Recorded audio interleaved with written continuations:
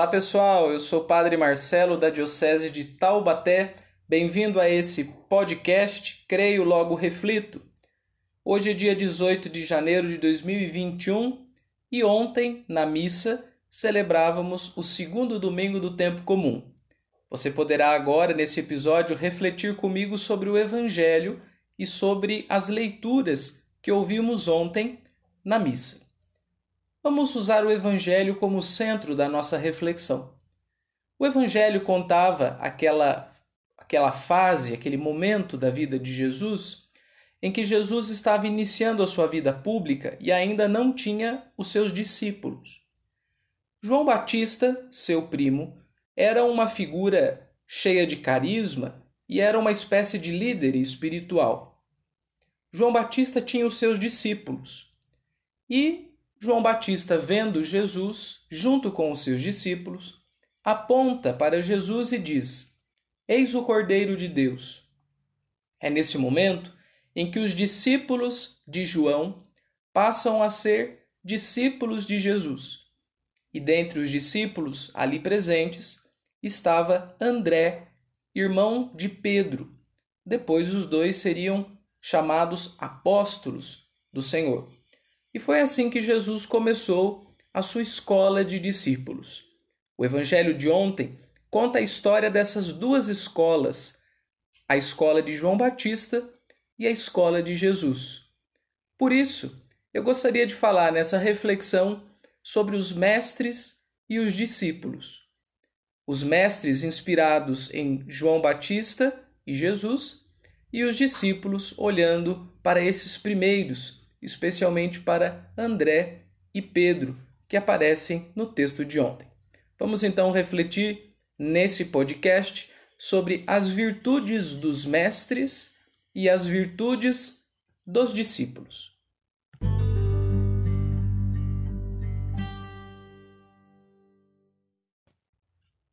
Comecemos pelas virtudes dos mestres. Todos nós, em alguma medida, somos mestres, nem que seja em algum momento para alguma pessoa.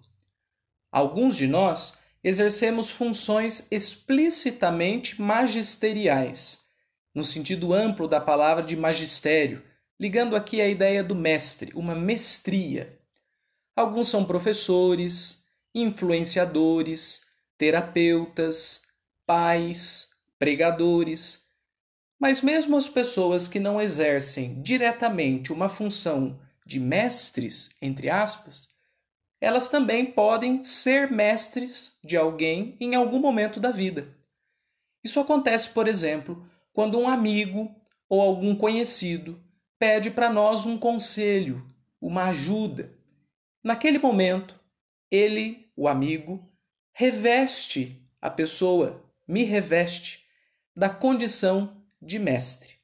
Existem várias atitudes que eu posso assumir nessa hora e é por isso que eu quero apresentar aqui, baseado em Jesus, em João Batista, como podemos ser mestres, seja para aqueles que somos mestres profissionais, padres, professores, psicólogos, pais, entre aspas, profissionais, isso é, como parte do nosso fazer cotidiano, seja para você que eventualmente é investido da função de mestre na vida de alguém.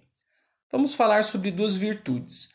A primeira virtude de um mestre é a virtude da presença relevante. O mestre é aquele que caminha junto.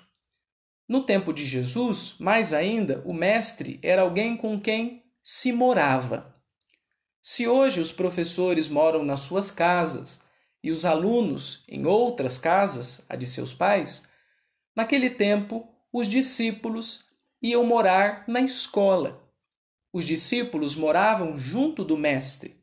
Por isso a pergunta feita no Evangelho de ontem. Jesus, ao perceber que estava sendo seguido, pergunta: o que vocês procuram? Então, os discípulos que eram de João Batista e agora estavam passando a ser dele, de Jesus, dizem: Mestre, onde moras? Jesus diz: vinde ver, e eles ficaram com Jesus em sua casa.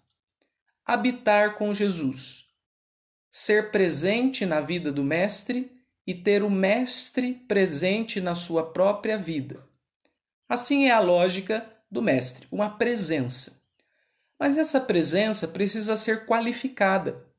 Haja visto, por exemplo, quando nós no cotidiano percebemos que tem pessoas que não fazem diferença nenhuma ou às vezes só atrapalham quando se fazem presentes. Não basta estar presente, não basta morar na mesma casa ou acompanhar um processo pedagógico do ponto de vista formal, como um orientador ou responsável. É preciso ser uma presença de fato e qualificada. É o que eu estou chamando aqui de relevância. Olhemos para Jesus e João Batista. Eles eram homens presentes na vida do povo.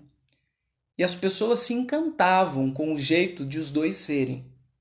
Sem dúvida alguma, eles tinham carisma, tanto no sentido psicológico como sociológico do termo. Psicológico, porque eles tinham algo, um jeitão, que atraía as pessoas até eles. Eles tinham, por assim dizer, um bom marketing pessoal. Por natureza, por jeito de ser, por temperamento, por estilo, por hábito, isso atraía as pessoas a eles. E sociologicamente, no sentido carisma, no sentido sociológico, porque eles aglutinavam pessoas, eram líderes carismáticos, como usa a terminologia Max Weber. Mas não basta você ser também um líder carismático. Existem pessoas que são presentes, sem ser qualificadas, e existem líderes que não são relevantes. Vou dar alguns exemplos. Quando você pega, por exemplo, um pai e uma mãe que têm os seus filhos em casa, mas que não conversam com os filhos, ou cobram demais, ou não cobram nada, ou simplesmente habitam o mesmo teto como se fossem estranhos. São presentes fisicamente, mas não são presentes na ordem das emoções, na ordem dos sentimentos, na ordem das razões, dos significados. No fundo, são ausentes, tão ausentes como alguém que está fora de casa. Um outro exemplo, agora pensando essa questão do carisma, tem pessoas que têm um carisma muito interessante. São pessoas atrativas, elas chamam a nossa atenção. Por exemplo, aquelas pessoas que são extremamente bem-humoradas. Elas contam piadas, elas dizem anedotas, elas inventam histórias e todos deleitam os ouvidos quando escutam essas pessoas falando. São pessoas que têm um carisma, são pessoas que aglutinam. Porém, em algumas situações, como por exemplo nos clássicos churrascos de domingo, geralmente aparece uma figura que é a do piadista, mas é um piadista de baixíssimo calão. Ele começa contando uma piada mais leve, outra piada mais leve, mas o seu grande repertório, com o qual ele sustenta a maior parte do seu sucesso pessoal, é um repertório de baixo nível. Passa uma tarde inteira de churrasco falando apenas de pornografia ou usando piadas de péssimo gosto com teor de racismo e outras coisas assim. São pessoas carismáticas, esse tipo de pessoas. Assim como aqueles pais que moram no mesmo teto são pessoas presentes. Presença e carisma não são suficientes para ter relevância. A relevância de um mestre se deve ao fato de que ele é capaz de incidir na vida do discípulo positivamente, de deixar marcas transformadoras. O mestre não é responsável por todo o processo de transformação do discípulo. O discípulo também tem a sua parte no processo. Mas um bom mestre, ele sabe ter as palavras, sabe usar os gestos, sabe se fazer presente do jeito certo, que é fazendo a diferença positiva em vistas de melhorias e de transformações. O pai e a mãe que moram na mesma casa, mas não dão atenção para os seus filhos, chega um momento que eles se incomodam, mas por que meu filho não me respeita? Por que ele não fala comigo? Porque você se tornou, pai e mãe, irrelevante para o seu filho. E aquele cara que conta as piadas de baixo calão no churrasco da tarde de domingo, ele pode ser uma pessoa engraçadíssima e ter um altíssimo sucesso pessoal, mas socialmente ele é irrelevante. Porque tanto o pai e a mãe ausente, como o comediante do domingo à tarde, eles não têm relevância porque não são capazes de produzir diferença. Porque as pessoas passam por eles e não saem melhores. A relevância é sair melhor, é deixar sair um pouco melhor do que quando chegou. Madre Teresa de Calcutá dizia que todas as pessoas que passarem por mim saem um pouco melhores do que chegaram. Seja com um sorriso, seja com um pensamento positivo, seja com uma vontade de transformar a própria vida ou mesmo de transformar o mundo. A relevância de um mestre está na sua capacidade de fazer a diferença positiva. Por isso, todos aqueles que são mestres ou exercem mestria, magistério no sentido amplo, que ensinam, que influenciam, que ajudam, devem estar muito atentos a isso. Não basta ser a pessoa mais simpática do mundo. Não basta ficar do lado da pessoa. É preciso fazer a diferença. Todos nós influenciamos alguém. Esse é um fato, uma constatação assustadora. Alguém olha para nós e se inspira, ou porque somos o herói da pessoa, ou simplesmente se inspira porque vê que, já que ele faz, eu faço também. Todos influenciamos alguém. A pergunta que a gente tem que jogar para a nossa consciência e levar muito a sério é: que tipo de influência eu quero ser? Que tipo de mestre eu quero ser? Estar do lado não significa ser relevante. Ser o simpático não significa ser relevante. Fazer a diferença na vida dos outros exige da parte do mestre todo um caminho de preparação, de qualificação, de crescimento pessoal, de estudo, de oração para ajudar os outros. Se você quer ajudar as pessoas positivamente, busque a relevância. Não seja um peso morto, como o pai e a mãe ausentes, e não seja uma pessoa cansativa, que faz todos rirem, mas não faz diferença nenhuma na vida prática.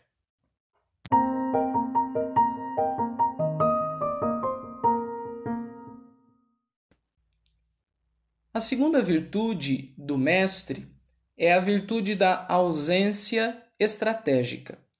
A primeira era uma virtude de presença relevante. Agora falamos de ausência. Às vezes a gente acha que para ser bom mestre é preciso estar sempre presente, ficar o tempo todo junto, pegar pela mão ou às vezes carregar no colo.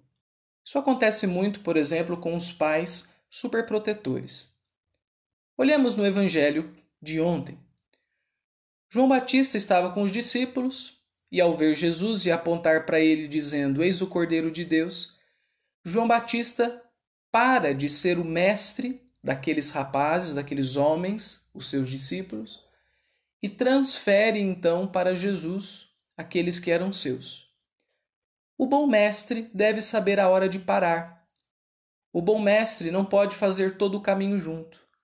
O bom mestre indica, como João Batista indicou, mas ele precisa deixar que o discípulo faça a trilha com seus próprios pés. Bem, olhemos alguns exemplos do cotidiano. Um pai ou uma mãe que são excessivamente presentes na vida do filho se tornam sufocantes. Quando a gente é bem pequeno mesmo, a gente é extremamente dependente e precisa da presença e do excesso dos pais. Mas depois de um certo tempo, isso precisa ser temperado, isso precisa ser moderado. E quanto mais velhos a gente vai ficando, tanto mais. Eu me recordo de uma situação em que uma senhora falou assim: "Padre, o meu filho é terrível. O meu filho sai tarde da noite, o meu filho chega só no outro dia cedo, ele não me avisa que horas ele vai chegar, ele não me diz aonde ele está. Padre, o meu filho é terrível."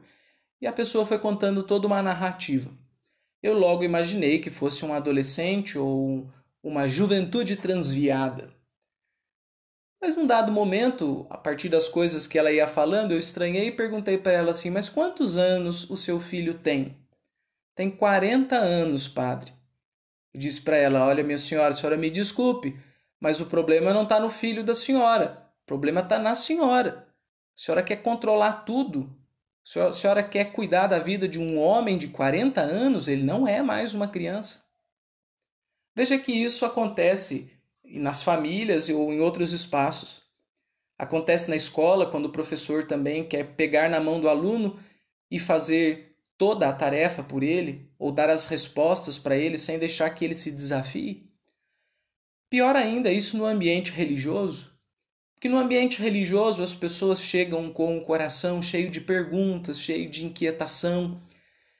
E há uma tentação dos pregadores, sejam eles padres ou leigos. O pregador quer dar resposta para as perguntas. Só que certas perguntas não devem ser respondidas por outros. Devem ser respondidas pela pessoa mesma. Nessa hora é preciso uma ausência estratégica. Com bastante discernimento, o mestre vai mostrando fontes, caminhos, possibilidades, oferece reflexões, faz pensar, dá alertas, mas ele não pode responder às perguntas do coração. Talvez por isso a religiosidade vá se tornando uma coisa muito pobre e, infelizmente, vira também uma tentação da parte do povo e não só do pregador. O pregador fica tentado a responder como se ele fosse um sujeito cheio de saberes. E o povo fica confortável em ter respostas, porque afinal de contas, o meu padre, o meu pastor, ou quem quer que seja, ele sabe tantas coisas e ele vai dizer para mim o que eu tenho que fazer. Ele pode te ajudar, é missão dele te ajudar, mas ele não vai decidir por você. Ele nem deve decidir por você. E não espere que ele seja uma Wikipédia ambulante e encarnada. A função de um pregador é a função de discernir, de ensinar a pesar as coisas, de lançar luzes de fé sobre os fatos, mas nunca levar respostas. Antigamente, havia uns livrinhos chamados catecismos, e esses livrinhos geralmente eram feitos em formato de pergunta e resposta. Havia uma pergunta, por exemplo, quem é Deus? Daí vinha a resposta embaixo. Deus é um espírito puríssimo, sapientíssimo, onipotente, blá, blá, blá, blá, blá, blá, blá, e assim vinha uma definição de Deus. Daí, quantos deuses há? Resposta, há um só Deus. Claro que esses livrinhos, eles têm uma utilidade. Eles oferecem um panorama objetivo da fé cristã. Ali você consegue encontrar os elementos da fé.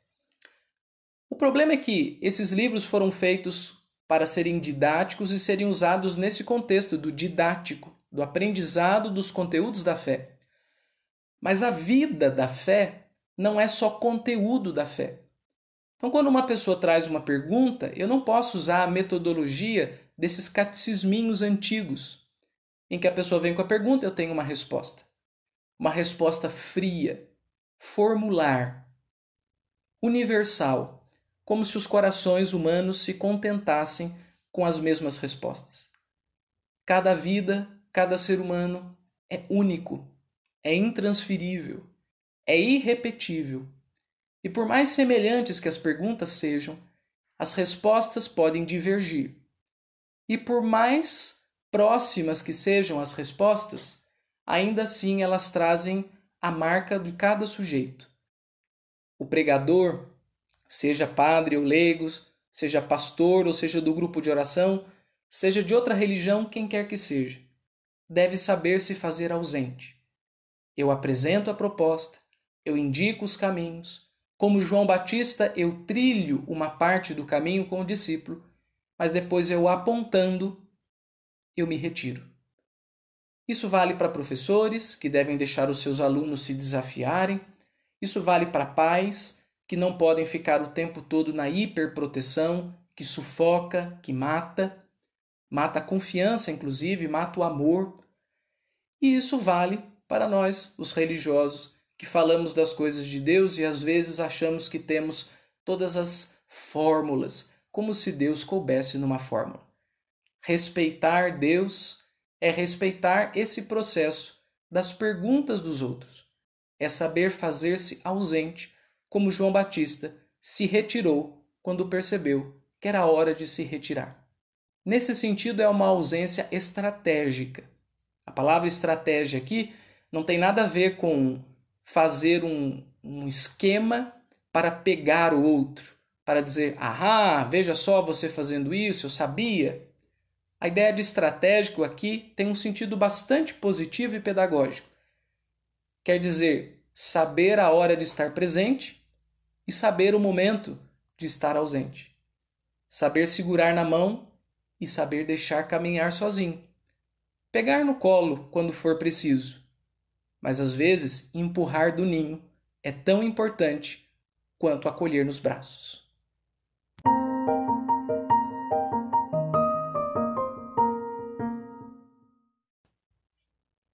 Falemos agora das virtudes dos discípulos. Discípulos inclui todas aquelas pessoas que estão em busca de aprendizado, de desenvolvimento pessoal, de crescimento do coração, da mente e das atitudes. Eu acho, de modo muito especial, que na categoria dos discípulos a gente poderia inserir os estudantes, os jovens estudantes, que vivem essa fase essencial da vida, que é a fase da aprendizagem formal nas escolas. É claro que a aprendizagem não é só formal, mas esse tempo escolar pode ser um tempo de muita riqueza. E considerando que um dia os discípulos serão os mestres, o tempo de escola, de faculdade, de curso, quando é bem vivido, é ganho não só para quem está fazendo o curso, mas para todas as pessoas que depois essa pessoa vai ajudar. Por exemplo, se alguém cursa saúde, algo do tipo como enfermagem ou medicina, e faz um bom curso, o bom estudante será um bom médico. O discípulo um dia será o bom mestre. Nós precisamos de estudantes aplicados, dedicados, que amem o conhecimento, que invistam em si mesmos, conscientes da sua responsabilidade social. Ainda mais para nós cristãos. Para nós cristãos, essa responsabilidade profissional, a qualificação profissional, está profundamente ligada com a nossa vida batismal.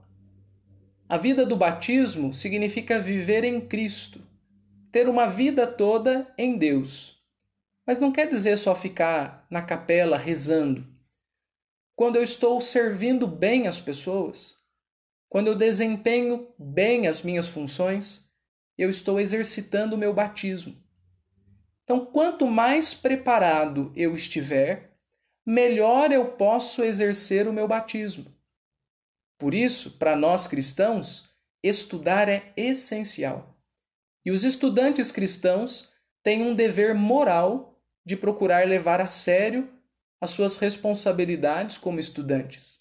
Porque um dia, esses que hoje estão sentados nas carteiras com os cadernos e os livros, estarão sentados nos consultórios, nos tribunais, nos confessionários e em tantos outros lugares. São os jovens que um dia assumirão as cadeiras dos hoje notáveis. Ninguém chega a uma posição de grande responsabilidade do nada. Chega a partir de um longo caminho. Um dia, as crianças de hoje, os adolescentes de hoje, é que estarão ocupando funções importantíssimas na sociedade. Por isso, o bom discípulo deve sempre viver com intensidade o seu processo discipular, lendo muito, conhecendo muito, entrando em contato com a vida, em contato com as pessoas, enfim, crescendo. Mas além dos estudantes, é claro que todos nós estamos em processo de aprendizagem. Tomara, né, gente? Especialmente, de novo, para os cristãos. Porque o cristão, o batizado, ele entra numa escola para a vida. Quem segue Jesus entrou numa escola que só termina com a morte. A gente está sempre aprendendo.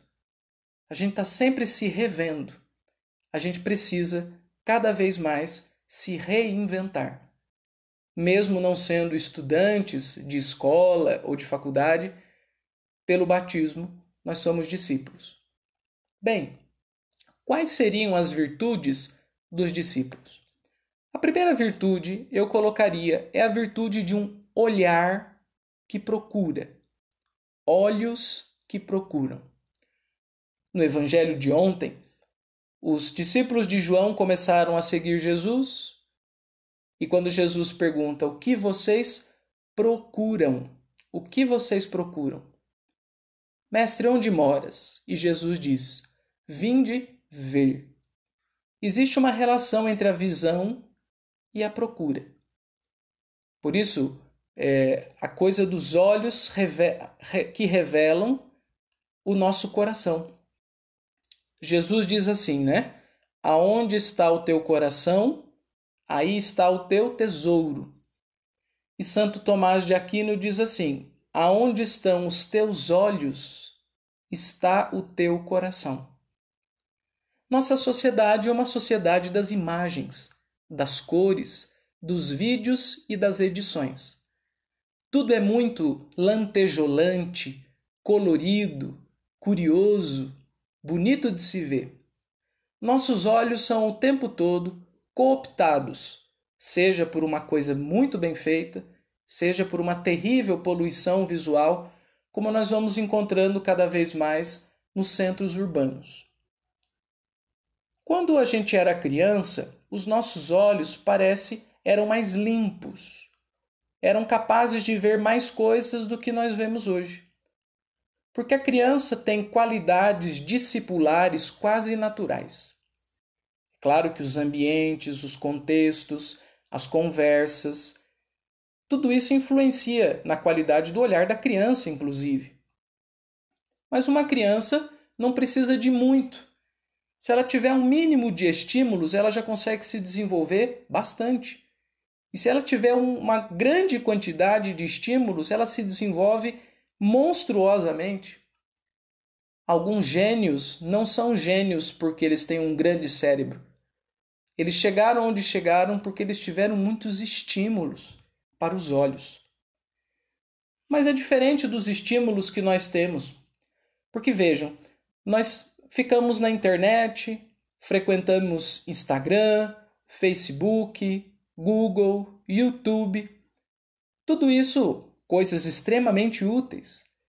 Felizes são essas gerações que já nascem com essas condições de conexão. Têm acesso a coisas que nós, os mais velhos, não imaginávamos que teríamos. Para os que frequentamos, quando na escola, biblioteca pública e fazíamos pesquisa em Barça, sabe do que eu estou falando. Há vantagens imensas em ter o celular e o computador e um Wi-Fi para usá-los bem. Porém, nós começamos a ver uma espécie de efeito contrário. Porque ter um instrumento não significa usá-lo bem. Nós vemos vídeos, escutamos áudios, procuramos imagens, cada vez mais bombardeados por imagens. E o que acontece é que nós vamos ficando com os olhos saturados. A própria vida, o próprio adultecer, com toda a seriedade do trabalho, as responsabilidades das contas a pagar, e também uma espécie de atmosfera artificial de seriedade que se vai criando entre os adultos, porque os adultos precisam ser pessoas sérias. Tudo isso vai matando aquele olhar curioso da criança que um dia nós fomos. Quando a gente olha para trás, a gente diz, graças a Deus, muita coisa acabou. Teve muita coisa ruim na nossa história, graças a Deus que passou. Mas se a gente olhar para trás, a gente também vai ver muita coisa boa que passou. E que a gente gostaria muito de poder resgatar. Seria bom se a gente pudesse voltar a ter esses olhos de criança. C.S. Lewis, num livro dele sobre a leitura, são ensaios sobre literatura e leitura. Foi publicado com o título original de An Experiment in Criticism, e numa versão em português de Portugal, traduzido como A Experiência de Ler, ele fala sobre essa coisa do passado bom que a gente acaba perdendo. Que eu estou falando aqui, o nosso olhar curioso, o nosso olhar que procura, a vista que deseja, que se encanta, que se admira, e na medida que a gente vai adultecendo, a gente perde. Ele fala assim: quando mais velhos, nós ficamos satisfeitos por ultrapassarmos a fragilidade dos músculos da meninice. Por outro lado, invejamos aqueles que dela, da meninice, mantêm a energia, o couro cabeludo bem fornecido, o sono facilmente conciliado e o poder de rápida recuperação. Mas de certo que o mesmo se aplica a um outro nível. Quanto mais depressa deixamos de ser tão volúveis, ciumentos, cruéis, ignorantes e timoratos como é a maior parte das crianças, tanto melhor para nós e para nosso semelhante.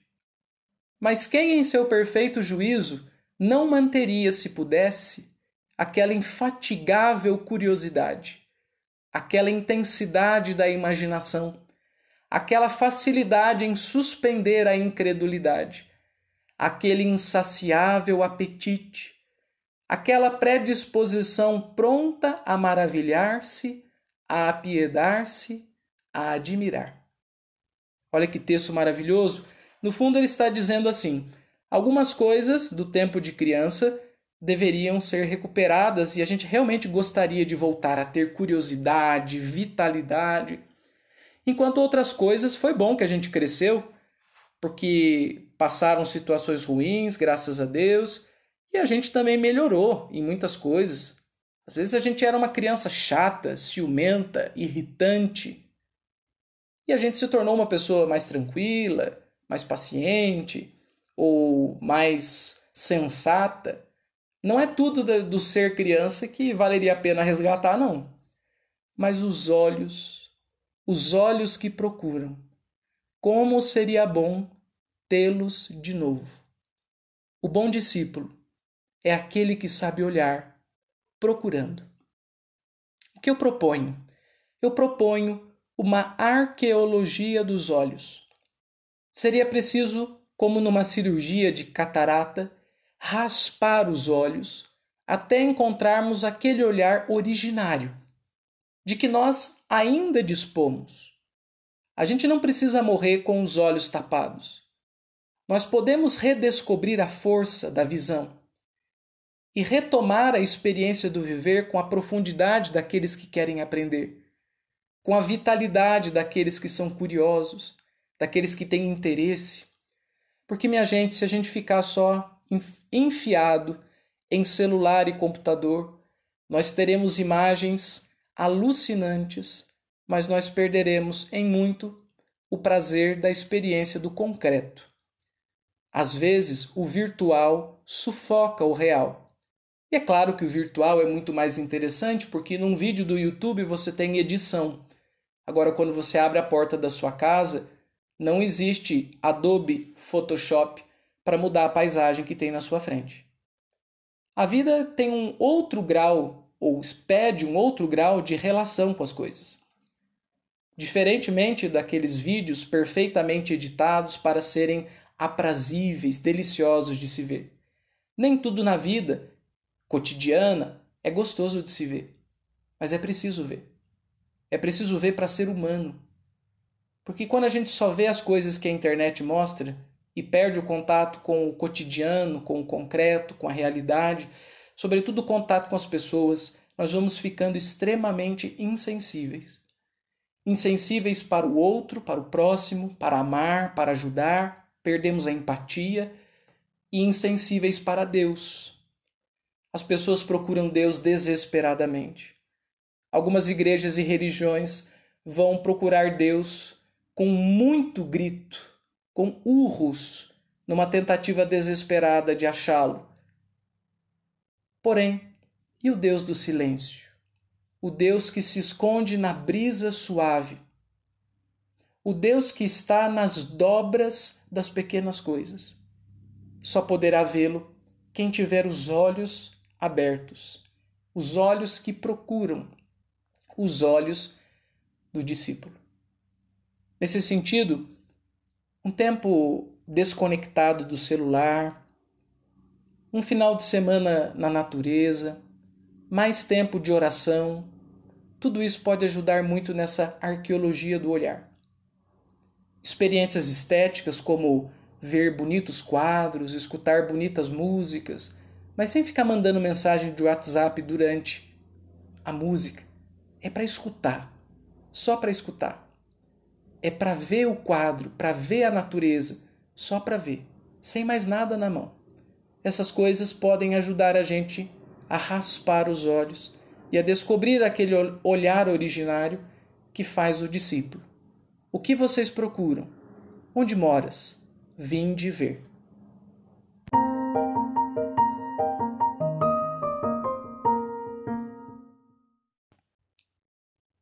Por fim, a segunda virtude do discípulo e o último ponto da minha reflexão.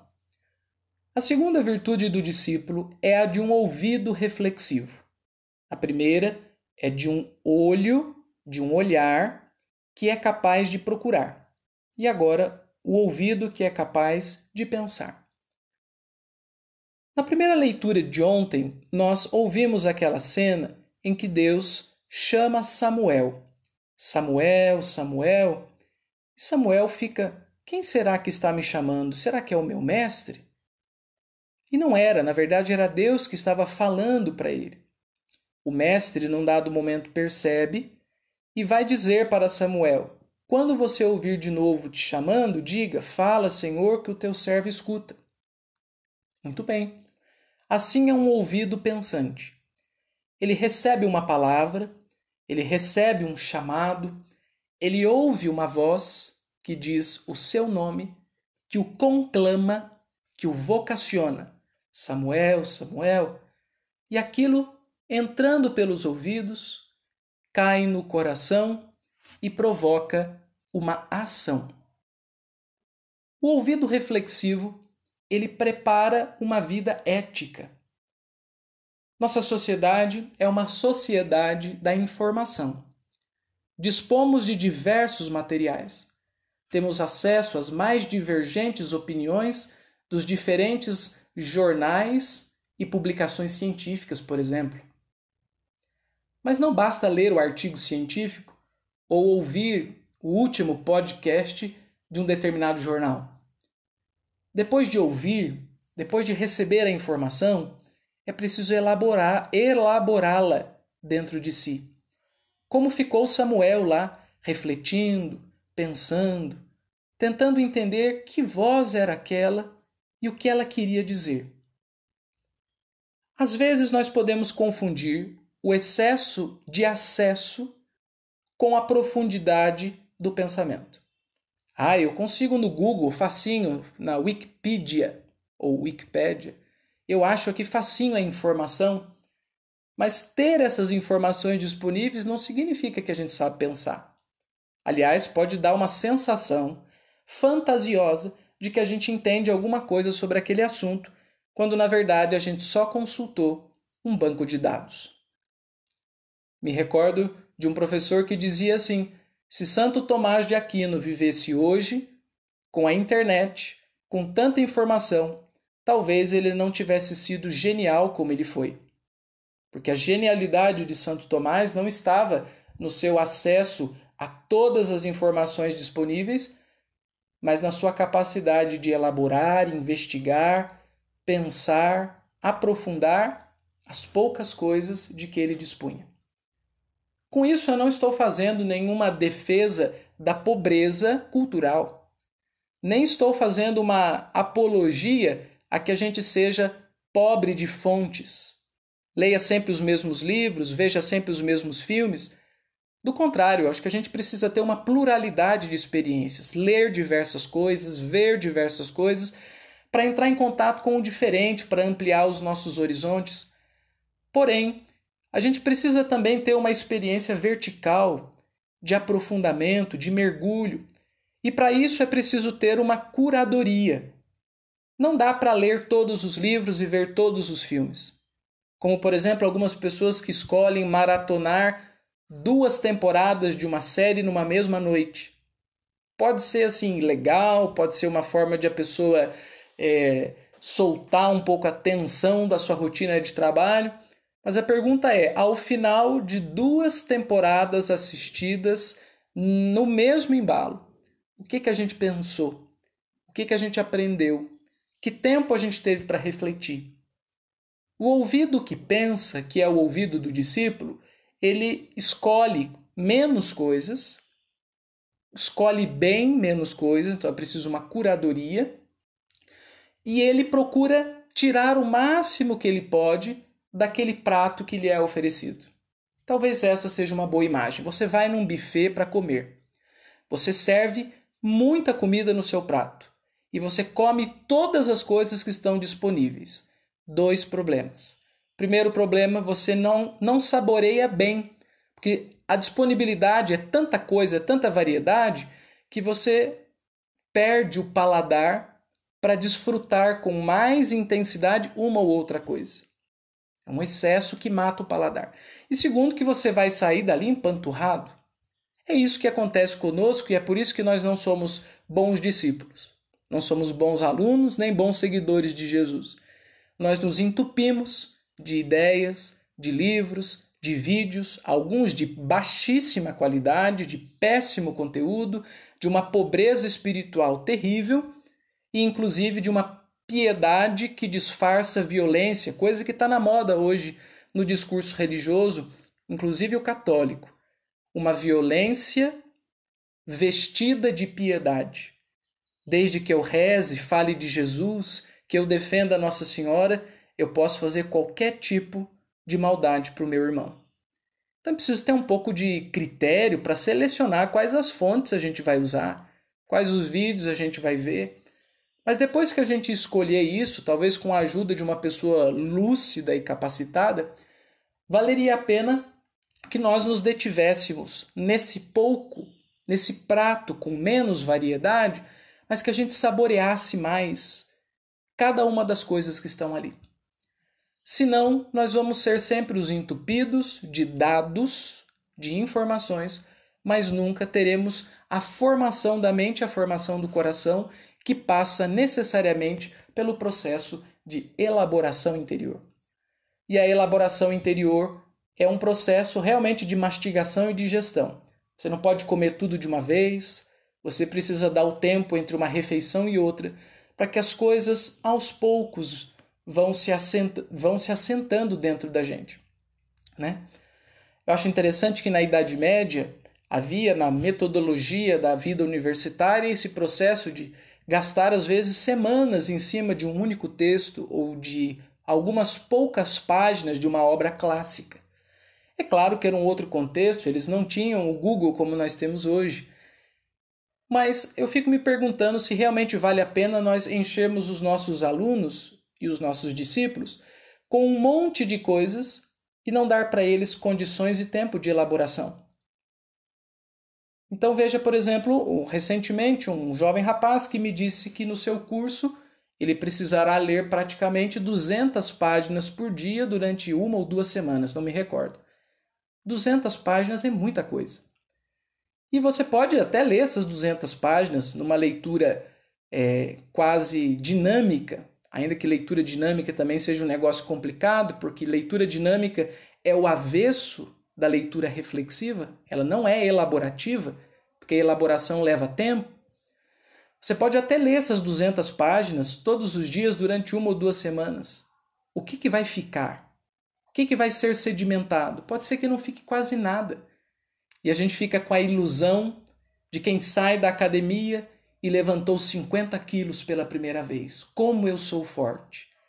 A gente lê as páginas e diz, como eu sou inteligente, como eu sou culto, mas não ficou nada, porque não é a carga informativa, mas é a elaboração, a profundidade do pensamento que define um bom discípulo, um bom aluno. Thomas Merton, que foi um monge agora do século XX, super contemporâneo, Nos seus diários, ele conta quando ele era mestre de noviços, responsável pela formação dos jovens que entravam no mosteiro onde ele morava. Thomas Merton diz assim, que um dia ele estava na barbearia do mosteiro, estavam cortando o cabelo dele, ele viu os jovens noviços se preparando para as limpezas da casa e veio uma intuição. E que ele disse assim, escreve assim no seu diário: peço a Deus que eu não encha esses jovens com coisas espirituais. Que eu não os encha com coisas espirituais. Veja que até nós no mundo religioso corremos esse risco. Às vezes a gente acha que o excesso de coisas religiosas nos faz religiosos. E não nos faz. Você pode ler todos os livros de santo de qualquer tipo de coleção disponível aí. Você pode passar horas diante do Santíssimo lá rezando, mas não é o excesso de coisas espirituais que nos faz mais espirituais. Às vezes o excesso é que impede a gente de ser espiritual, porque nos falta a leveza que possibilita os voos mais altos. Acho bonito aquela parte da missa em que o padre diz assim: o Senhor esteja convosco, Ele está no meio de nós. Corações ao alto, o nosso coração está em Deus. Como levar o coração ao alto? Como pôr o coração para voar até o infinito da presença de Deus? É preciso estar leve. E a leveza é conquistada quando a gente abandona os nossos excessos, os nossos pesos. É a hora em que a gente não pode levar toda a bagagem cultural, não dá para levar a Barça dentro do coração para se elevar até o céu. Não dá para ficar colocando todos os comentários bíblicos dentro do coração, ele não vai subir para o alto. Chega uma hora em que é preciso ser leve. E a leveza aqui não tem a ver com burrice, não tem a ver com uma ignorância voluntária. Eu não vou ler, não vou aprender, não vou estudar porque não precisa estudar para ser de Jesus. Se você tem condições, estude. Não seja um burro voluntário. Mas o fato é que o simples fato de ter erudição, de ter uma grande biblioteca ou de ler coisas cultas, não quer dizer que você seja um bom discípulo. Porque o bom discípulo é aquele que é capaz tanto do peso da cultura como da leveza. Capaz daquela leveza que nos leva para o alto. O peso da cultura que nos põe os pés no chão. E a leveza do coração, em que deixando tudo para trás e arriscando o sempre novo encontro com Deus, vai na direção do infinito. Quando a gente vai rezar, não tem cultura, diploma, inteligência que dê conta. Naquela hora, nós descalçamos as sandálias, deixamos a biblioteca para trás e vamos com um coração livre e aventureiro. Quero conhecer o que eu ainda não conheço. A humildade é essencial para a vida espiritual por isso, porque o orgulhoso vai até o encontro de Deus quase como um clínico geral que sabe tudo sobre Deus. E quando reza, ele praticamente diz para Deus o que Deus é e o que Deus deve fazer. O humilde é aquele que sabe que, mesmo tendo aprendido tantas coisas, ainda tem muito que precisa ser sabido. E é isso que eu estou chamando aqui de leveza. E quando a gente é capaz de um ouvido reflexivo, a gente consegue temperar o peso e a leveza. Porque a gente nem vai ficar entupido de ideias e, ao mesmo tempo, a gente não vai ficar pobre, leve porque pobre.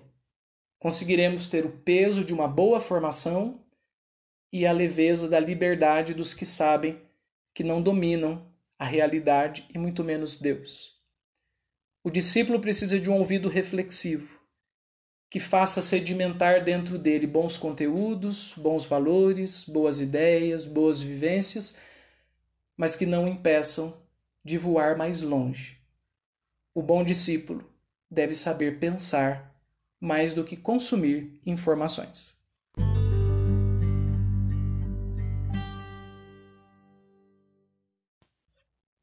É isso aí, pessoal. Esse foi mais um episódio desse nosso quadro Ontem na Missa. Espero que essa reflexão sobre os mestres e os discípulos ajude você a ser um melhor mestre e um melhor discípulo. especialmente mestre de almas, quando você precisar conduzir alguém para o coração de Deus, e um discípulo de Jesus, que é o nosso itinerário de vida cristã. Como recomendação de leitura, eu sugiro 2 livros. Um livro um pouco mais leve, chamado A Alma Artesã, de um americano chamado Erving McManus. Erving McManus, A Alma Artesã. É um livro que fala bastante sobre essa coisa de construir a si mesmo, de desenvolver os próprios talentos. É uma espécie de misto de espiritualidade com uma linguagem mais contemporânea de desenvolvimento pessoal. Num primeiro momento parece que é um livro de autoajuda, mas tem muitos conteúdos bons ali. Então vale a pena a indicação e a leitura. Ele não é uma autoajuda barata, não. É realmente uma reflexão bastante contemporânea e criativa, que, aliás, é o eixo do livro. Fala bastante sobre criatividade nesse processo do crescimento, na relação com Deus e na construção de si mesmo, da própria alma. E uma leitura já um pouco mais espiritual mesmo, profunda, com uma densidade maior de conteúdo, seria o livro O Itinerário Espiritual dos 12, do cardeal Carlo Maria Martini. O Itinerário Espiritual dos 12, em que ele vai, através de algumas reflexões em cima do Evangelho de São Marcos, falar sobre como os discípulos do tempo de Jesus, os 12 apóstolos, que foram os 12 primeiros discípulos, viveram com Jesus esse processo do discipulado. Vale a pena então essas 2 leituras. Recomende aí as leituras para outras pessoas e recomende também esse Padrecast. Se está te ajudando, talvez possa ajudar outras pessoas. A gente se vê na segunda-feira que vem com mais um Ontem na Missa. Grande abraço, uma boa semana para você.